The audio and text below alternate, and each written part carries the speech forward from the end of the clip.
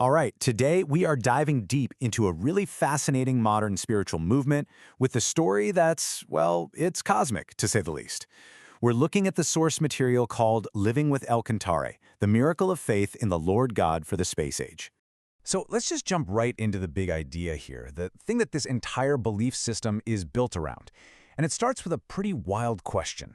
What if all the great spiritual leaders throughout history, we're talking Christianity, Islam, Buddhism, weren't actually separate beings at all, but were all just expressions of the same single consciousness?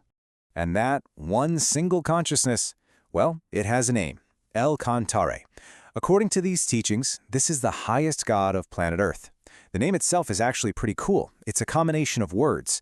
El means light, and Cantare means land, or earth. You put them together, and you get the earth filled with light.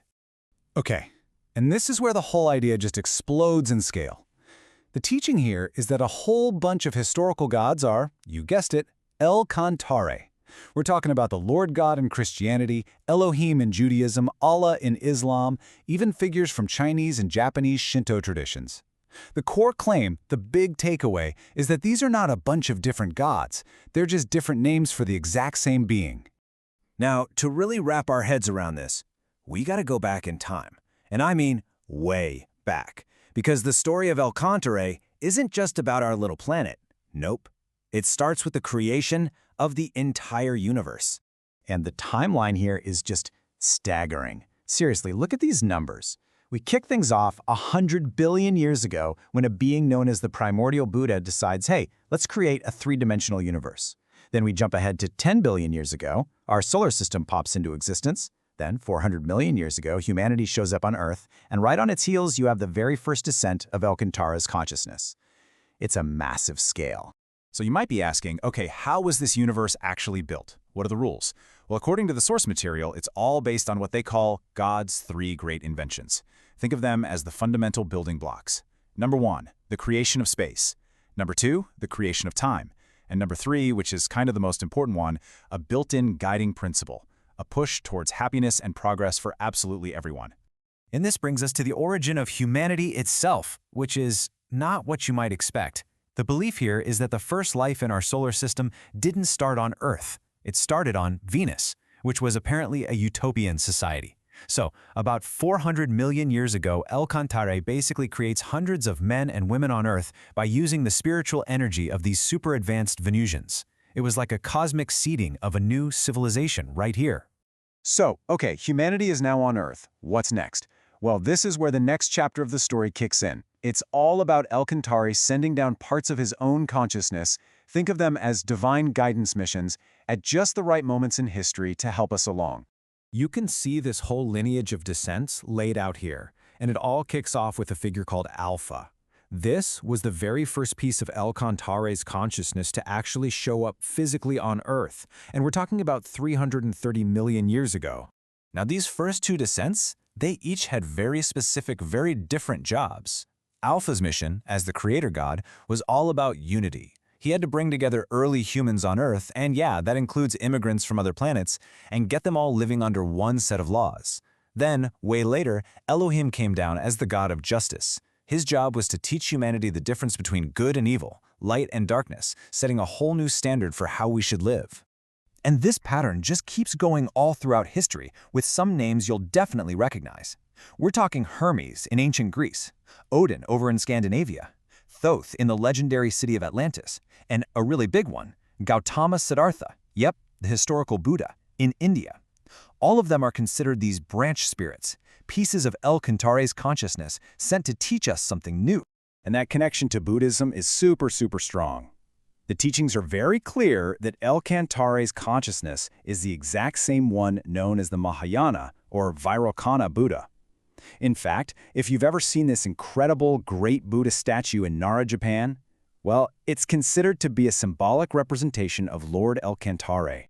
All right, so we've traveled from hundreds of millions of years ago all the way up to the present day. And after all these different historical figures, all these descents, the story builds to a climax. It culminates in what is described as the final and the most complete manifestation of El Cantare here on Earth. So the moment everything changes is in 1991. The founder of Happy Science, Master Ryuho Okawa, is giving a public lecture, and he makes this huge, dramatic announcement. It's now known as the Declaration of Cantare. He basically says, the one standing before you, teaching you the eternal truth, that's not just me. That is Cantare. And just to give you a sense of how big this moment was, look at this. This is Master Okawa on stage at the Tokyo Dome. That's a massive venue. And he's speaking to 50,000 members right before he makes that declaration. The teaching is that he is the core consciousness of Cantare, back on Earth to save all of humanity. And to get all of these teachings out there, I mean, the sheer volume of work is incredible. Master Okawa has delivered over 3,500 lectures, and this huge body of work covers everything you can imagine: religion, politics, art, education. It all forms the foundation of the faith. A really central part of the belief is that he has what are called the 6 divine supernatural powers. And these are things like spiritual sight and spiritual hearing, the power to read minds, and maybe the most significant one, the ability to channel messages directly from the spirit world. We're talking messages from anyone, from guardian spirits all the way to former world leaders. Okay, so that's the epic backstory. But what does it all mean for people living today? Well, these teachings aren't just a history lesson about the cosmos. They're meant to be a practical guide for how to live your life in what they call the space age. And right at the heart of the practice is something called the Fourfold Path. It's basically 4 principles for happiness. First, there's love, which means giving love to others. Then there's wisdom, learning the truth. Third is self-reflection, looking inward to clear out the junk in your mind. And finally, progress, always working to make yourself and the world better, with the ultimate goal of creating a utopia right here on Earth. Now, these 4 principles are held up by what they call the 3 treasures, which is the foundation of the faith. It's pretty straightforward. The Buddha is Lord Cantare, the Dharma is all of his teachings, and the Sangha is the community, all the followers around the world who study and share those teachings. Right. So remember we mentioned this is a faith for the space age? Well, this is a huge part of why. The teachings don't just believe in extraterrestrial life, they fully embrace it. And this image captures a really famous event from 2010.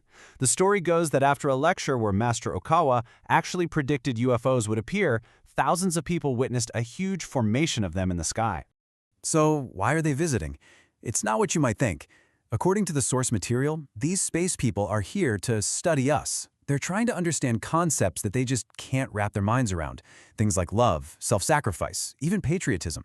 The idea is that these are qualities totally unique to us here on Earth, and aliens want to learn from them. And that's where we'll leave it. We've gone from the creation of the universe all the way to a modern faith that weaves together aliens, pretty much all the major gods of history, and a roadmap to creating a perfect world. It really leaves you with a big question to chew on, doesn't it? As we, as a species, start looking more and more to the stars, what would a faith that's truly built for a space age even look like?